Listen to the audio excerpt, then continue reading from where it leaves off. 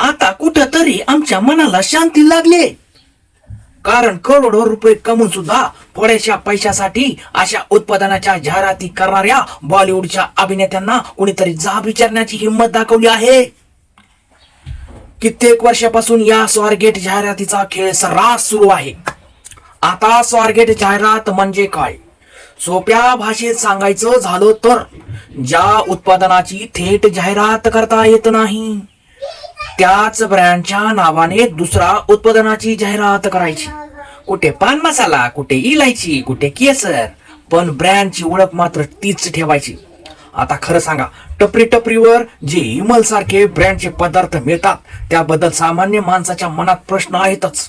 पण इतकी वर्ष हे सगळं सुरू असताना कारवाई कोण करणार हा प्रश्न होता.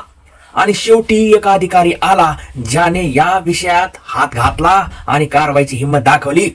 ते म्हणजे आपले तुकाराम मुंडे साहेब. आता या आधीचे अधिकारी काय करत होते ते आपल्याला काय माहित नाही बाबा.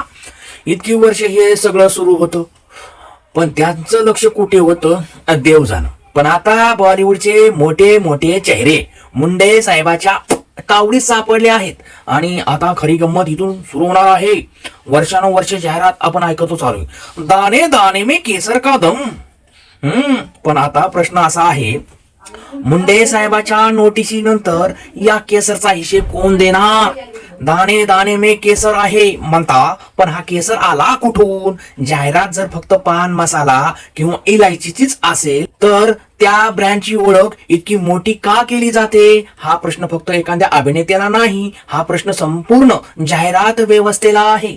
आणि म्हणूनच आता पडद्यावर फक्त दाणे दाणे में केसर है म्हणणं पुरेसं नाही. मुंडे साहेबाच्या तावडीत सापडल्यानंतर आता दाणे दाणे का हिसाब द्यावा लागणार. तुम्हाला काय वाटतं, अशा जाहिराती करणाऱ्या सेलिब्रिटीवर कारवाई झाली पाहिजे का? कमेंट मध्ये नक्की सांगा. आणि पाहत राहा आपला गावरान कट्टा म्हणजे आपला मराठी कट्टा. विचाराची एकदम जबरदस्त देवाणघेवाण पाहत राहा, फॉलो करा. राम राम.